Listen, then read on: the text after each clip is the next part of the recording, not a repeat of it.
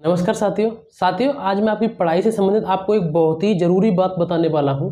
उससे पहले मैं आपको एक कहानी सुनाऊंगा और कहानी मुश्किल से 1 मिनट की होगी, इससे ज़्यादा नहीं होगी, इसलिए आप इसको पूरा सुने और आपको इस 1 मिनट की कहानी से बहुत अच्छी सीख मिलेगी। ठीक है, तो मैं बताऊँ आपको। एक बार क्या हुआ था कि चाणक्य किसी जंगल से जा रहे थे और किसी जंगल से जा रहे थे तो चलते चलते क्या हुआ कि उनको अपने अंदर एक थकान महसूस होने लगी। जैसे जाते ना जंगल में तो वो थक गए। उनको लगा कि कहीं किसी आसपास कहीं छाया में कहीं भी रुक लेते हैं। ठीक है, तो जैसे ही वो साइड में वहाँ कहीं ठहरने के लिए उन्होंने एक जगह देखी, वहाँ गए तो उनको वहाँ एक कुटिया दिखाई दी, तो उसके वो नज़दीक चले गए। तो जैसे ही उस कुटिया के नज़दीक गए वो, तो वहाँ से एक बच्चे के रोने की आवाज़ आई। तो जैसे ही एक बच्चे के रोने की आवाज़ आई तो वो थोड़ा सा और पास चले गए।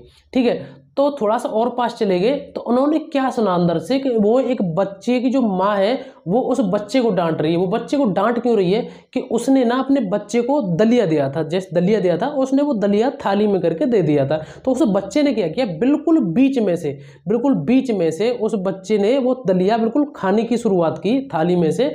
ठीक है, तो उसको वो एकदम गर्म लगा। तो इस बात पर वो माँ उस अपने बच्चे को डांट रही थी कि तू भी एकदम बिल्कुल पागल है चाणक्य की तरह। ठीक है, तू भी एकदम बिल्कुल पागल है चाणक्य की तरह। तू इसको बिल्कुल साइड से खा, इसको बिल्कुल साइड से खा, धीरे धीरे ठंडा कर करके धीरे धीरे सोच समझ के साइड से खा। और जैसे ही तू साइड से खाता जाएगा उसके बाद तू बीच तक पहुंचेगा। ऐसा नहीं कि तू एकदम बिल्कुल चाणक्य की तरह बीच में से ही खा रहा है। तो उस टाइम पे चाणक्य को अपनी गलती महसूस हुई और उस माता के जाकर के चरणों में पड़ गया कि माता धन्य हो तुम, जो तुमने मेरी आंखें खोल दी। जो मैं अब तक गलती कर रहा था वो तुमने आज मेरी आंखें खोलकर मुझे बता दी कि मैं कहाँ गलती कर रहा था। गलती क्या कर रहे थे चाणक्य? गलती कर रहे थे, आपको पता है कि धनानंद ने चाणक्य की बेइज्जती की थी, तो उसके चक्कर में वो धनानंद पर बिल्कुल एकदम बीच में जाके डायरेक्ट वार कर रहे थे। तो तब से उन्होंने क्या हुआ, वहां एक छोटी सी कहानी से उन्होंने वहां से सीख ली, उस माँ से, जो उस माँ ने अपने बच्चे को बताई थी। वहां से उन्होंने सीख ली कि जो धनानंद का जो बिल्कुल साम्राज्य था, उन्होंने बिल्कुल उनके बाहरी किनारी से बिल्कुल एकदम शुरुआत से धीरे धीरे पूरी रणनीति बनाकर कहाँ इसकी कैसे कमजोरियां धीरे धीरे अंदर तक घुसना शुरू किया और पूरे साम्राज्य पर इसी तरीके से कब्जा कर लिया। ठीक है, तो मैं आपको एक सीख देना चाहता हूँ इस कहानी से, जो कि आपको मिल भी गई होगी मेरे बिना बताए, कि आप जो भी तैयारी कर रहे हो ऐसा मत करिए कि आप तैयारी कर रहे हो और अभी आपका पूरा सिलेबस नहीं हुआ, सीधा प्रैक्टिस सेट लगाने लग गए। या अगर कोई भी आप तैयारी कर रहे हो तो सीधा एकदम बड़े लेवल के प्रश्न लगा रहे हो, बिल्कुल बीच में से किताब को पढ़ रहे हो। चाहे आपका प्रैक्टिस सेट हो चाहे कुछ भी हो, एकदम सीढ़ी बाय तैयारी करिए। अगर आपका 60 से 70% अभी तक सिलेबस कंप्लीट नहीं हुआ है तो आपको मॉक देने की बिल्कुल भी, मॉक टेस्ट देने की बिल्कुल भी जरूरत नहीं है। ठीक है, और अगर आपका अभी तक सिलेबस नहीं हुआ है तो मॉक मत दीजिए। दूसरी बात यह है कि पढ़ाई को शुरू से पढ़िए। ठीक है, PYQ ले गई, किसी भी एग्जाम की तैयारी कर रहे हैं PYQ देखिए। ठीक है, और उसका सिलेबस देखिए, उसके बाद अपनी पढ़ाई धीरे धीरे चालू करिए और जिस तरीके से जैसे जैसे पढ़ते आ रहे हैं उतने प्रश्न आप सॉल्व करते जाइए। एक टाइम ऐसा आएगा कि आप भी उस थाली के बीच वाला जो आपको अभी से टफ और गर्म लग रहा है हिस्सा, आप भी उस पॉइंट पर पहुंच जाओगे, आपको पता नहीं चलेगा मेहनत करते करते।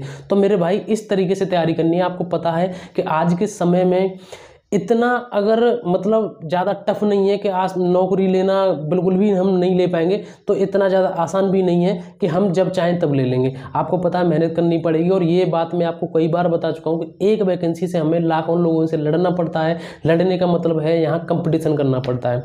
तो आपको पता है एक एक नंबर की लड़ाई है। आपको अगर आप देखेंगे कि एक टॉप 1 रैंक में आता है और एक टॉप 10 और टॉप 20 में आता है, उनके नंबर मैच करना मुश्किल से पॉइंट और नंबर 1-2 के अंतर रहता है।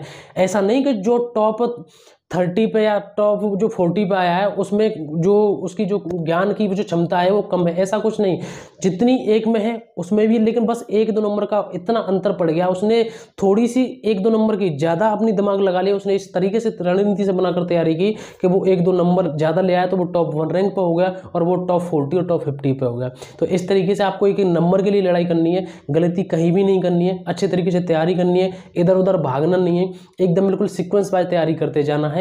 मॉक आपको तभी लगाना है जब आपका 60 से 70% सिलेबस कंप्लीट हो जाए, क्योंकि आप मॉक लगाओगे पूरा सिलेबस कंप्लीट होने से पहले तो आप डिमोटिवेट होंगे, क्योंकि अगर आपने पूरा सिलेबस पढ़ा ही नहीं है तो आपके मॉक में कम नंबर आएंगे। इसलिए आपका मन विचलित होगा कि मैं क्या कर रहा हूं, जबकि आप खुद वहां गलती कर रहे हो कि आपका 60 से 70% सिलेबस कंप्लीट नहीं है और आप मॉक लगाने के लिए बीच मैदान में कूद गए। तो ऐसी गलती नहीं करनी है। और भी आपको कोई डाउट हो आप कमेंट करके जरूर बताएं। आपका भाई आपके साथ हमेशा रहेगा। इसी तरीके से आपके हर एग्जाम की कोई भी टिप्स होगी, कोई भी बात होगी, कोई भी आपका डाउट होगा, मैं कोशिश करूँगा आपकी हर समस्या का समाधान करने की, जितना मुझ पर टाइम मिलता है मुझे, जितना मुझसे हो पाता है। तो दोस्तों फिलहाल मुझे बस यही जानकारी देनी थी आप सभी के लिए। अगर वीडियो अच्छी लगी तो एक बार वीडियो को लाइक करके चैनल को जरूर सब्सक्राइब कर देना। तो दोस्तों आज के लिए बस इतना ही। जय हिंद, जय भारत।